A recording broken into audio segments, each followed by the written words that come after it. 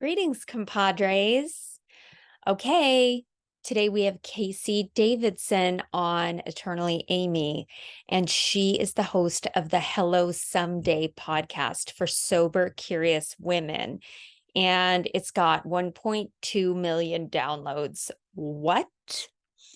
She is amazing.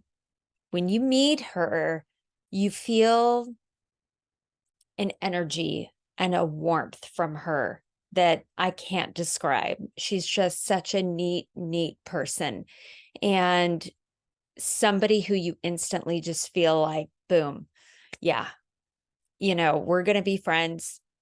Sorry if you don't think so, but we are going to be friends. No, I'm just kidding. She is fabulous. She's got just this engaging, sweet personality, lovely demeanor. You're really going to enjoy this show. And so let me quickly just read her bio so you can find out a little bit more about her, and then I'll jump right into the episode. So she quit drinking almost 8 years ago in February 2016. And she's an ex-red wine girl. Yep, me too. Who spent 20 years climbing the corporate ladder while holding on tightly to her love of red wine. And now Casey is passionate about helping busy women stop drinking and create lives they love without alcohol. Her work has been featured in the New York Times, NBC News, and over 70 sobriety, motherhood, mental health, and wellness podcasts and publications. She is a self-described practical dreamer, a retired people pleaser, which I love, can totally relate, an ex-wine drinker, as I mentioned, a homebody, and a world traveler.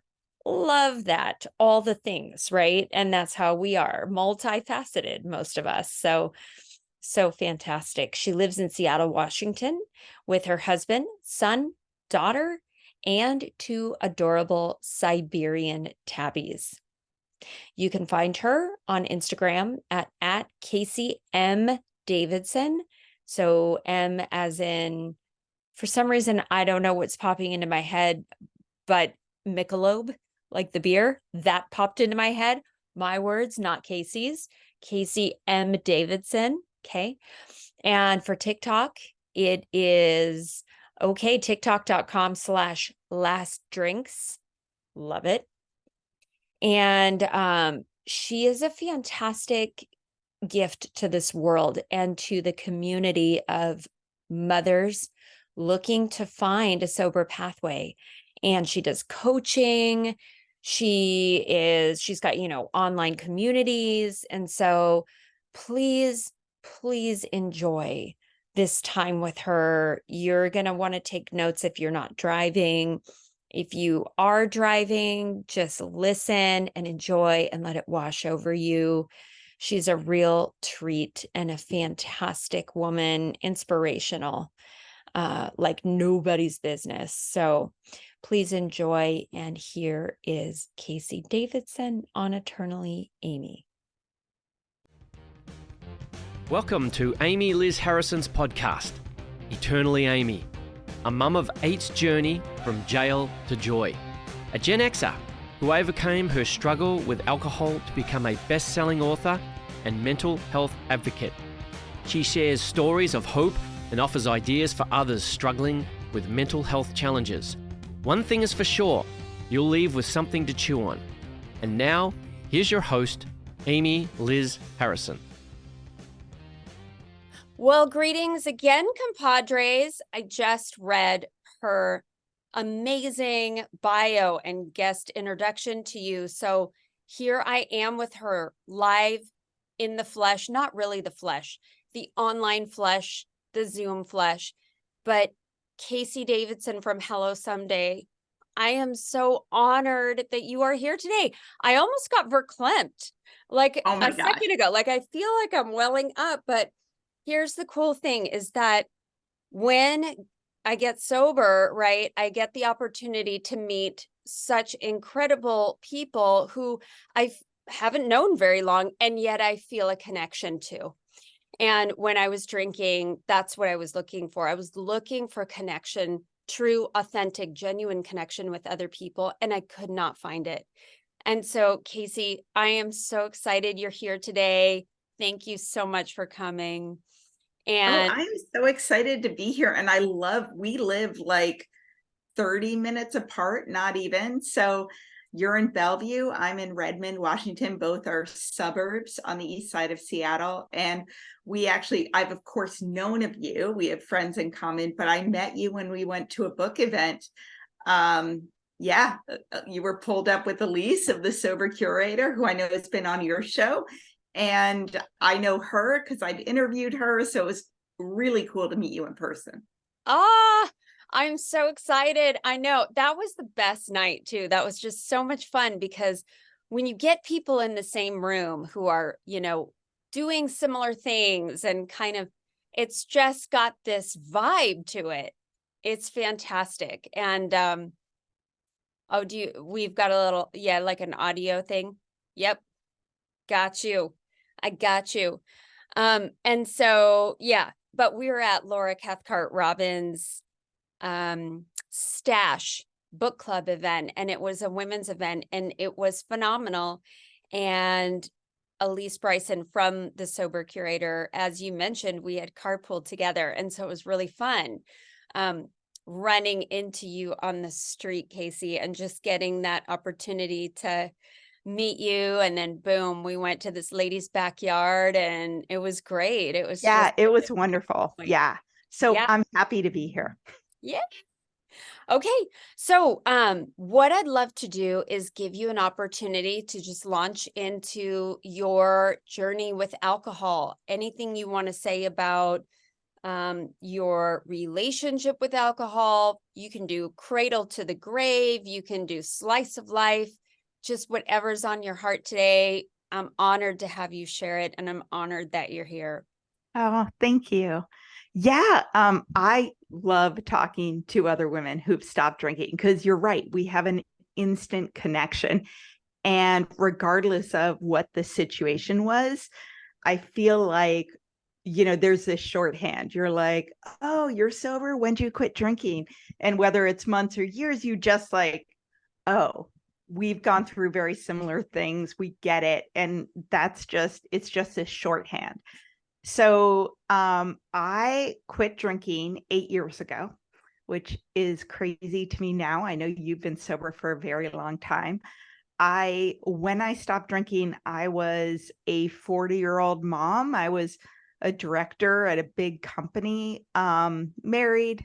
I'd been married for 14 years at the time. So my life was pretty established. I was pretty busy.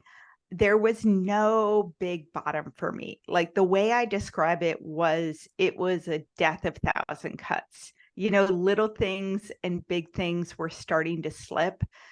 I had been worried about my drinking for quite a few years. So basically, to start, so I didn't drink in high school. Happened to go to boarding school. My parents were overseas. And I was terrified of getting in trouble because if you got suspended, I had nowhere to go. So if you drank on campus, you would get suspended the first time, expelled the second time. So, didn't want to disappoint my parents. I was a good girl. And then I went to college and those rules were no longer there. And I was this sort of hyper vigilant person, like wanted to get all A's, wanted everyone to like me.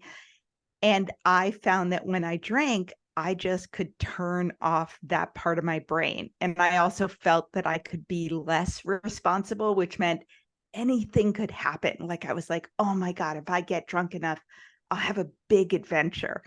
And I did. I played women's rugby. I played sports all through high school and didn't want to do field hockey or lacrosse in college. If I'm being honest, I was not good enough. So I joined the women's rugby team, and that first was so much fun and is a crash course in problem drinking. So we would play a game, and then there would be a keg party, every time with the opposite team, where you would sing drinking songs, you would chug, you would do keg stands, you would do funnels. And if you scored a goal, which is called a try, they would literally pour beer into an old cleat and make you chug it. And this was fun. Like, this was like best night ever. So the goal was to black out, and the goal was to get super drunk. There was a term called boot and rally, where everybody cheered if you threw up and started drinking again right away. So I thought this was the best thing ever. Like, I truly was like, this is awesome. And it was a big adventure, but I mean, my God, that was a crash course, and being surrounded by people who love to drink. I did it for 4 years. I was captain my senior year. I did it in the fall and the spring. Like, it was a big part of my college experience. Still got great grades.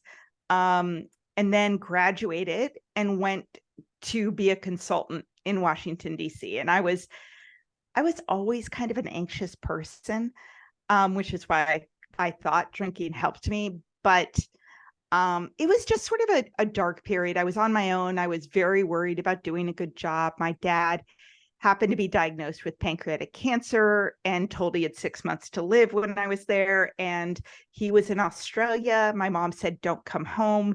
You've got your job. That's your priority.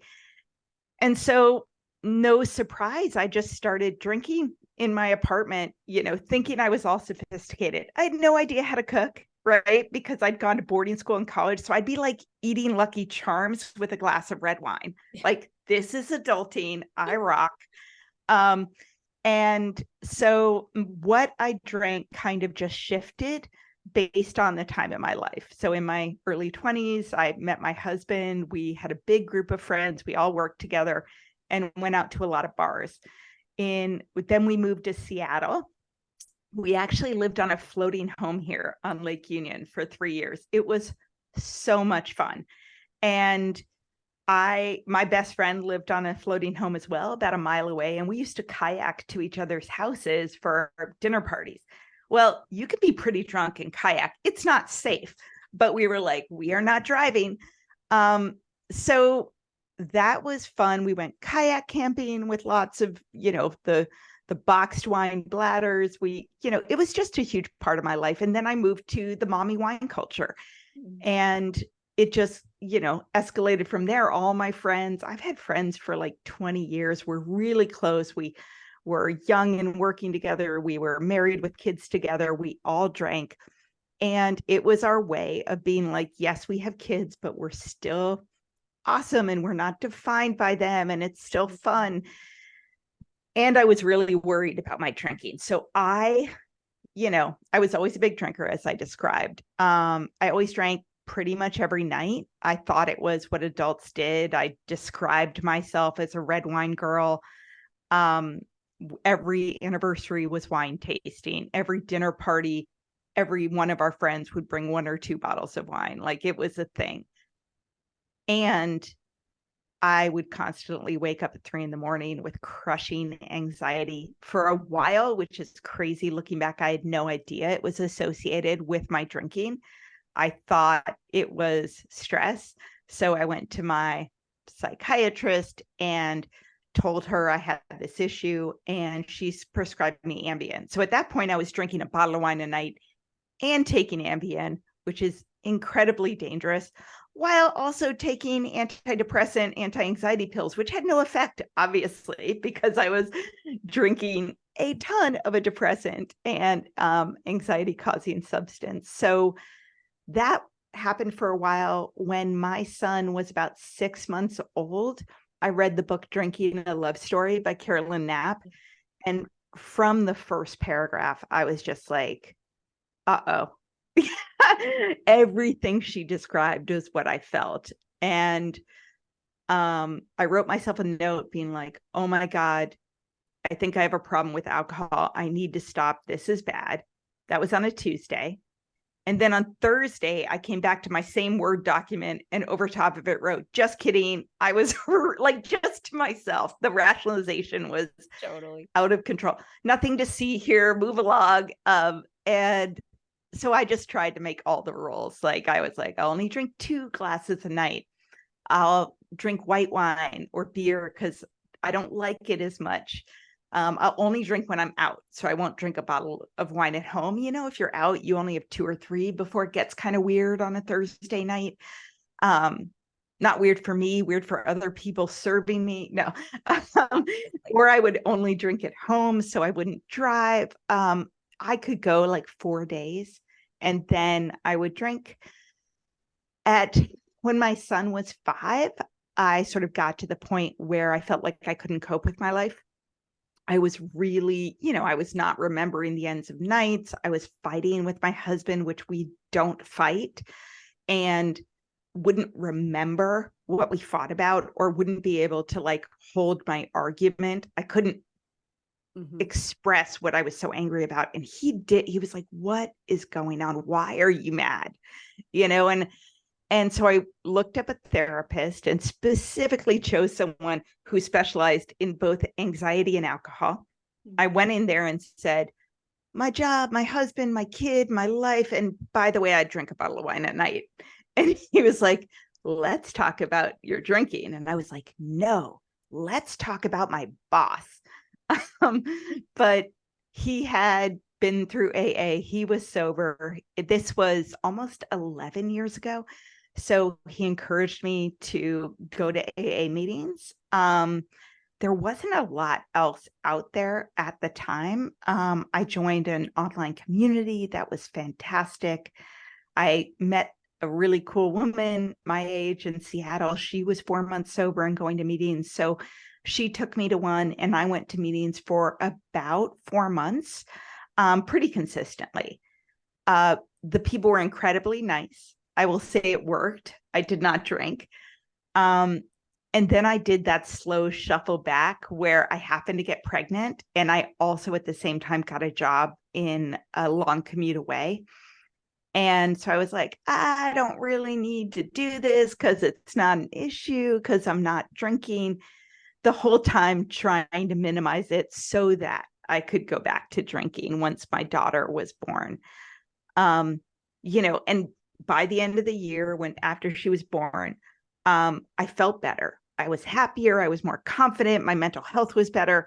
So I somehow rationalized that meant I could drink because it was situational, ignoring the fact that this had been my entire life with alcohol.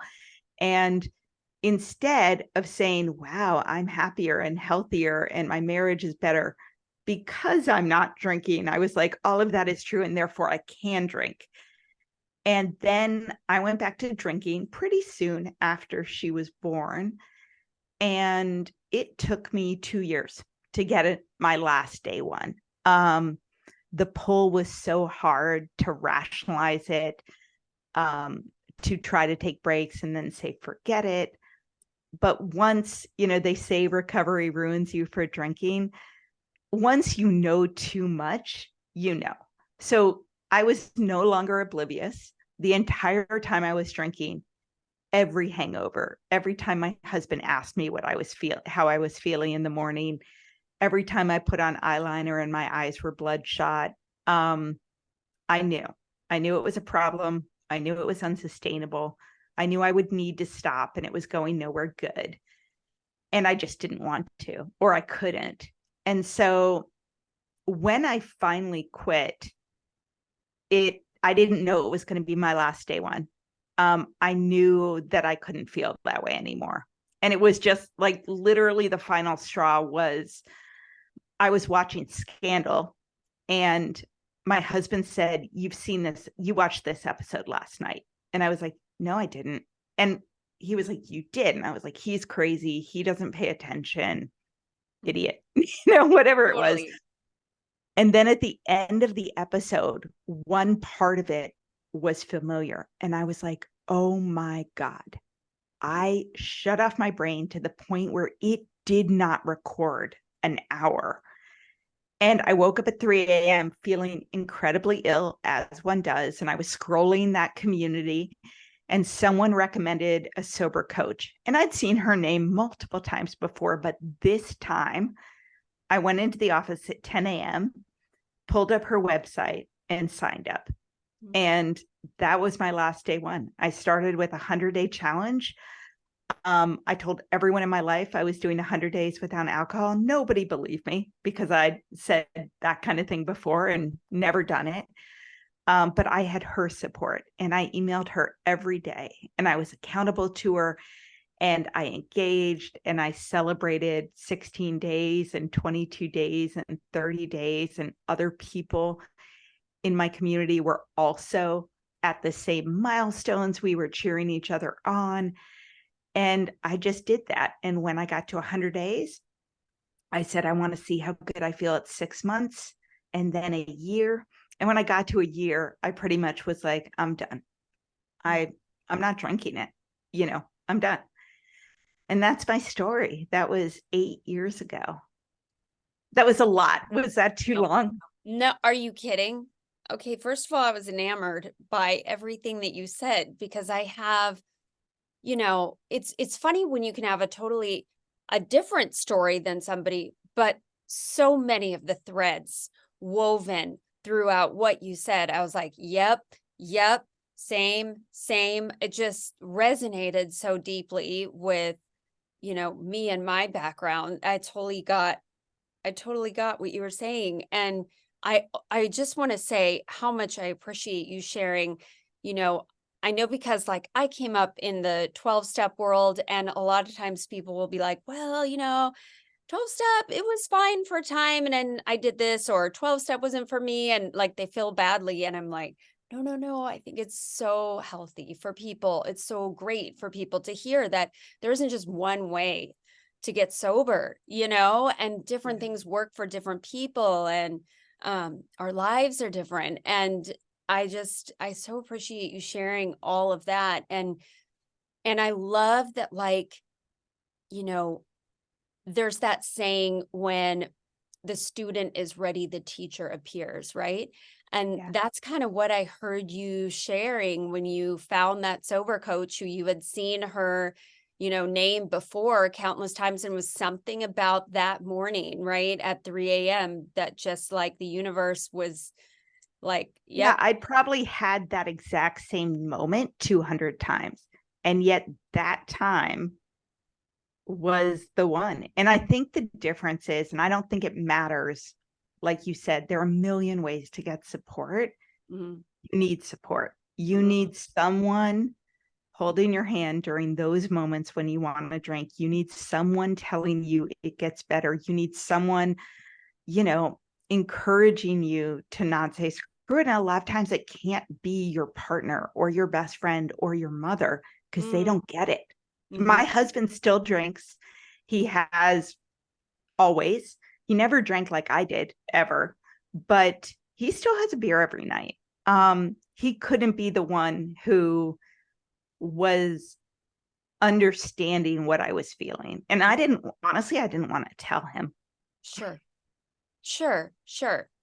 And I think that is so true, in so many other facets too of marriage. It's like, a lot of people are like, I can't work with my spouse, or, and then there are a lot of people who do, they work together. And so it's just kind of one of those things. But and it's a very, I think the fragility of early sobriety, sometimes it's a very specified, like, we don't want to share what we're feeling with a lot of people, because it feels so, like, I felt toilet paper thin, Oh God, yeah. I felt like everybody could just see my heart pounding out of my chest at all times, and that I had no protection. I just felt so scratchy all the time. I wasn't comfortable. I feel like it's like you're walking around without your outer layer of skin, and all your nerves are exposed. Perfect description. Yeah. And I'm curious to know, because you're a life coach, right? And are you also a sober coach? Yes, I am a life coach who works with specifically women to stop drinking. But I take, unlike 12-step or other things, my background is in habit and behavioral change.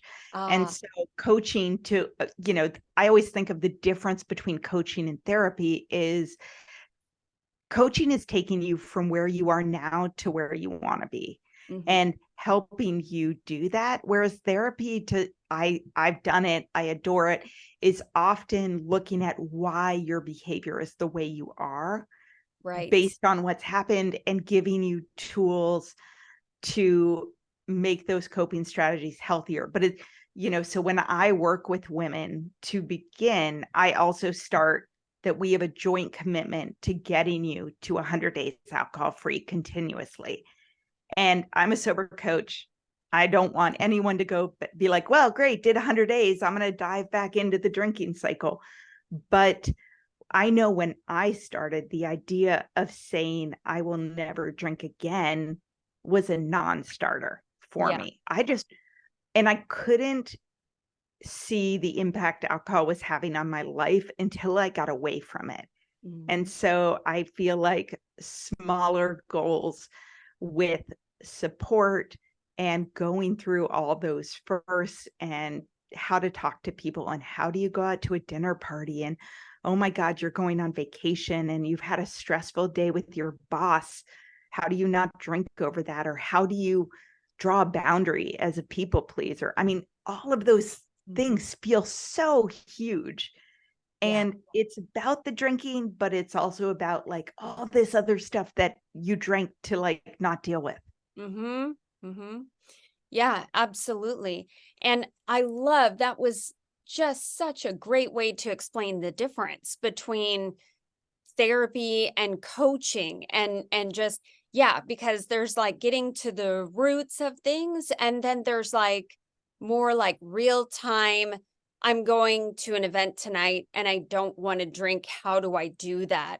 Right? Like the boots on ground right now kind of immediacy of some of these things. And those are the things that really, when I was very first sober, they just threw me all off kilter. Like, okay, so I've been to whatever, like 3 meetings today, but I don't know what to do about like tonight. How do I deal with that? And so I love that whole idea of that difference. You know what's interesting? The person who encouraged me to become a coach was my therapist. So I was working in corporate.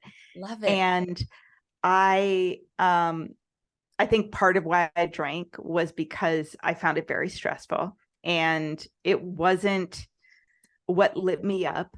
And I sort of, anyway, I enjoyed the job a lot. I was in marketing, I was in digital marketing. I liked the people and the work, but not the pressure, not the outcomes, not all the things.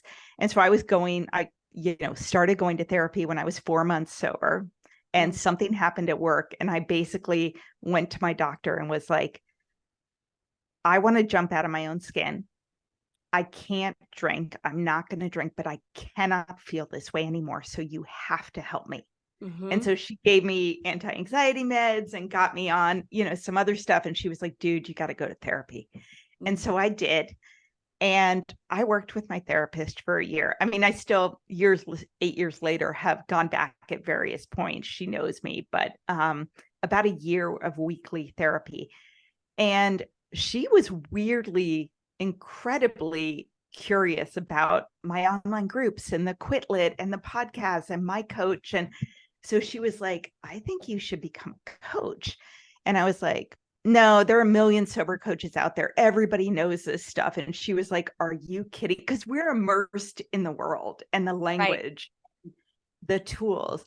And she said, we're in Seattle. She was like, I have 5 women at Microsoft and Amazon. I would refer to you tomorrow if you were certified. She was like, they all overdrink. They all, are not yet ready or won't go to a 12-step program, but they need something more than 50 minutes a week in therapy, because that is sort of the issue that is stopping them from getting benefits from therapy. I feel like I went to therapy for years when I was drinking, and it only was really beneficial to me once I stopped. Yeah. Oh, 100%. Well, I went to therapy for years before getting sober, and I lied. Oh God, me too. I feel like we all lie. I know. I'm like, so yeah, that was just basically a big fat waste of money was what that was, because like I just wanted him to sort of sign off on like, oh, you're actually okay. And he wasn't doing that. And so Well, I you're was blaming frustrated. everything else and you're Right. not telling him that you're drinking Yeah. as much, right? My line was always, oh, a couple drinks, a couple nights a week, not a bottle of wine or more 7 nights a week, Totally. And so, yeah, I was like, oh, my boss and this and my husband and what my mother did. And Right. I can't sleep and I'm so anxious. They would just prescribe me pills, Yeah. which, yeah, but once I stopped drinking, you're, you're no longer in that ground. I mean, how can you do therapy when you don't remember 3 hours of every night? Right. It's so true. Or if you're like me, I had Bud Light Lime pushed into my water bottle. Like, just I'm trying to kind of finagle this. And so I'm sitting there in therapy with my Bud Light No, Lime. you are not. Oh, Okay. yeah, girl. Yeah. There you So, go. yeah, that was just really helpful, like time well spent. I mean, what was I thinking? And But, you're probably like, dude, I'm in therapy talking about hard things. I deserve my Bud Light. right?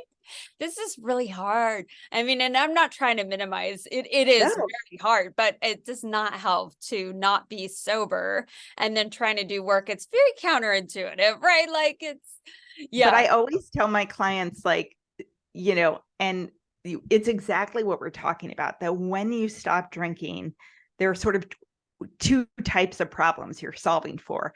The first is the aftermath problems, which go away pretty quickly. It is not easy, but hangovers, headaches, withdrawal, anxiety, those types of things. When you stop drinking, those go away. But then you're left with all the underlying problems, which are all the reasons that drinking worked for you in the first place, why you were so drawn to it, what you didn't have to think about when you drank. Yeah. And now you don't have your coping mechanism and you're still left with all that stuff. So coaching helps a lot, but most of us also need therapy, at that point, to be like, all right, I have this thing that I've been dealing. My God, I wish I'd gone to therapy for anxiety when I was 17. I could have saved myself probably a lot of years. I know. I think the same thing. And then I think to myself, it sounds like you and I are pretty much like similar age. And our generation was that generation that like therapy was just becoming a thing that It wasn't a thing. weren't It wasn't. very, afraid of talking about. It was kind of like just the onset. You'd hear in like movies, oh, she's going to her shrink or whatever. Yes. But it really wasn't a mainstream. Now everybody has a therapist, or at least it feels like, nobody's like, oh, I'm going to therapy, Yeah, and nobody had one. I mean, I'm 48, so I don't know about you. Yeah. But 47. oh, look at Yeah. Yeah. We also grew up in a huge time of drinking and binge drinking. Like Gen Xers and baby boomers are the biggest drinkers. Younger generation, they're so much better. They're drinking so much less. And I think it's because we do talk about mental health and they do realize the connection to anxiety and depression and that it causes cancer and all these things. But we didn't know that, and nobody was talking about mental health and therapy, right? It was sort of shameful. Very. By the time I quit drinking, so I was 40, I was working at L'Oreal. Everybody talked about therapy. Like every woman I know had a therapist and talked about anxiety and depression. And, it was like, of course we have anxiety and depression. Look at our lives, Yes. But a lot of us were also drinking way too much. Yeah, for sure. Okay, so tell me about Hello Someday. Like, which came first, the coaching or the podcast, and how did that all occur? Yeah, thank you. So I, at some point, I think I was like 2 or 3 years sober. I went through one more Black Friday, Cyber Monday at e-commerce company and was having my husband was like, can we please stop calling Thanksgiving early Black Friday? And I was like, no, we cannot. I was having 3 phone calls a day that whole weekend and so stressed out. And I turned to my husband and I was like, I do not want to do this 10 years from now. I was like, I don't want to do this tomorrow. I need to do something else, or at least know that I have the option. And my therapist had been encouraging me to look into coaching. And so a friend of mine was going to coaching school and, told me over coffee at like 6 a.m. We had just worked out, like, I'm doing this. I talked to the guy, here's the program, I'm signing up. And so we decided to do it together. She was a nurse and wanted to be a health and wellness coach.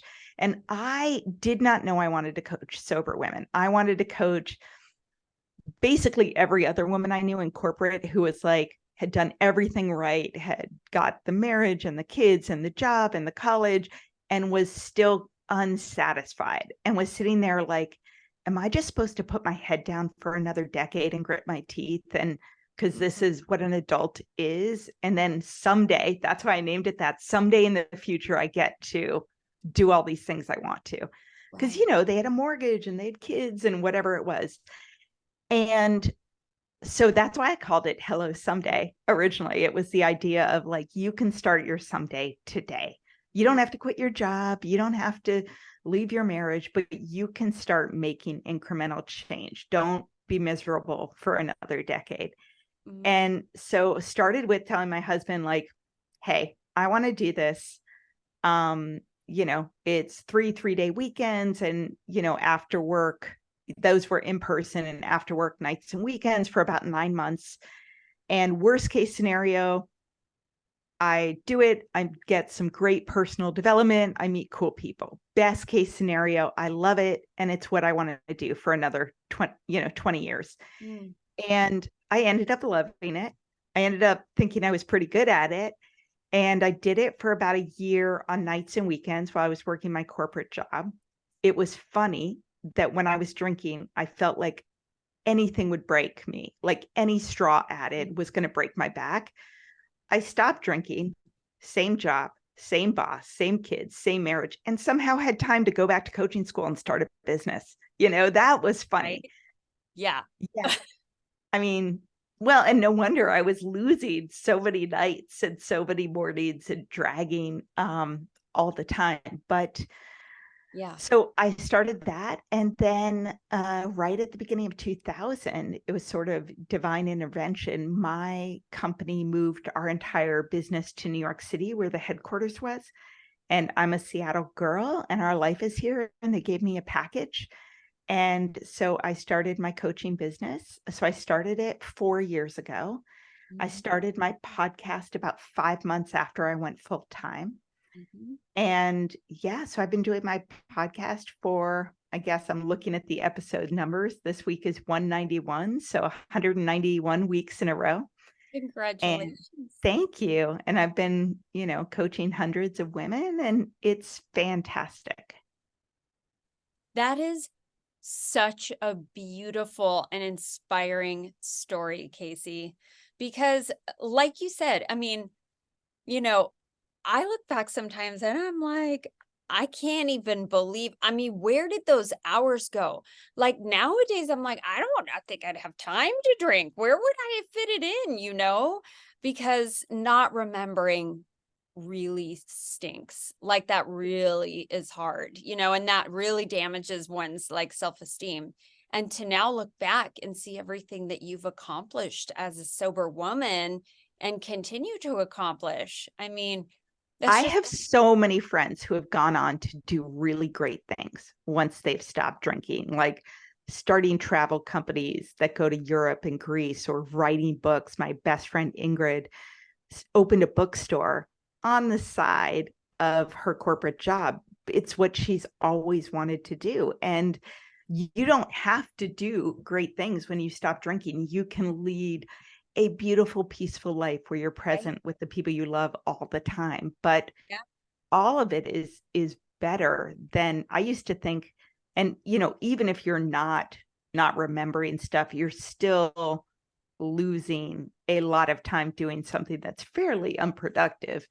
Mm-hmm. But I used to come home from work, and when I looked at it objectively, essentially knock myself unconscious with a bottle of wine over my head, and then do it all the next day. And that's a pretty crappy way to live when I actually had a good life. Yeah. Yeah, absolutely. Well, and I love that you bring it up. Like, it doesn't have to, I think, sometimes I have to remind myself that I get to define what success looks like for me, if you want to use the word success, quote unquote, right? But yeah, I mean, living in peace, like with my own self and just doing whatever it is that the universe is calling me to do, even for just that day, Yeah. whether it's sitting in a rocking chair on a porch or going on a fancy vacation or, going to a conference to learn more about whatever it is that I'm Yeah. doing next. I love that you brought that up. That's just such a beautiful way to really bring home, as we kind of start to wrap up, like what the whole kind of point is too about, we quit drinking and we find ourselves, we Mhm. remove this one really damaging thing. And then we have all of this that's like, I remember just going, who is this person now that the alcohol is gone? Who am I now? And maybe it's not who I was before, and that's okay. Might be a totally different person, but at least I could now find out who she was, Yeah. whereas before I couldn't do it. I didn't care. All I cared about was, like you mentioned, the wine bladder. Like, do I have enough, for Oh my tonight? God, that thought of, do I have enough? Oh, I mean, I used to be calculating whether or not I had time to stop at a grocery store to buy a bottle of wine before my son's daycare closed at 6:30, driving home from work because I didn't, quote unquote, have enough at home. yeah. And just that thought of enough, I hated it. But I was like, but I want it. I need it. Totally.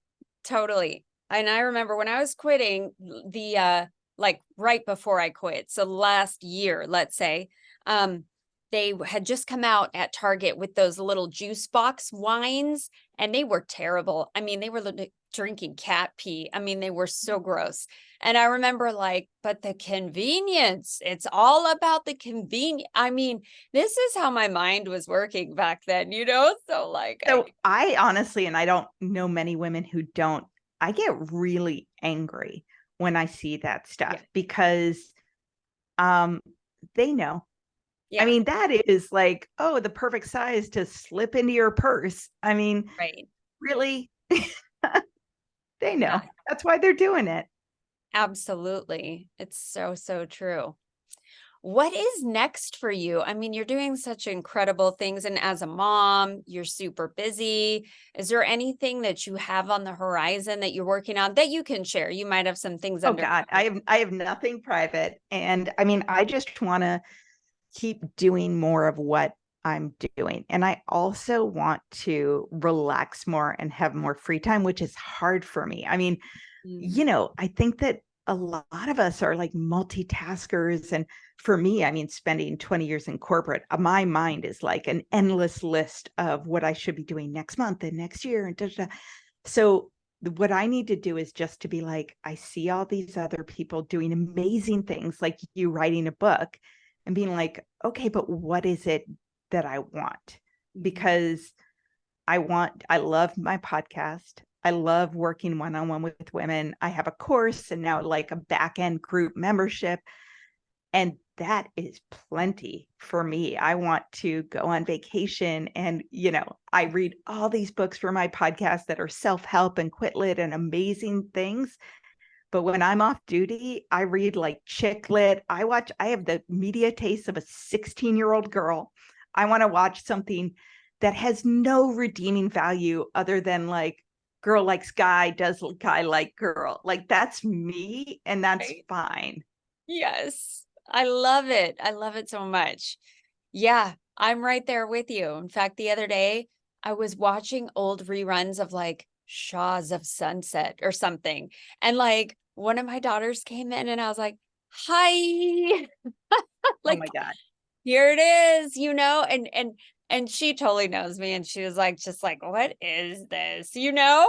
But I'm like, yeah, I mean, My favorite thing is to like, let's stop calling things we enjoy guilty pleasures. Why can't they just be pleasure? they're just Come on pleasures. now. Right? But I always am saying to my husband, which cracks me up because I'm a binger. I've been a binger, and I don't even watch things on TV. I don't even like movies. I like binging shows that have like Yeah. 8. And so at one point I was like, oh, babe, I'm just so busy. Like there's so much to do. I never have time, whatever. Yeah. And he was like, so you said you just finished 8 seasons of One Tree Hill. Could you add up those hours? And I was like, that does not count.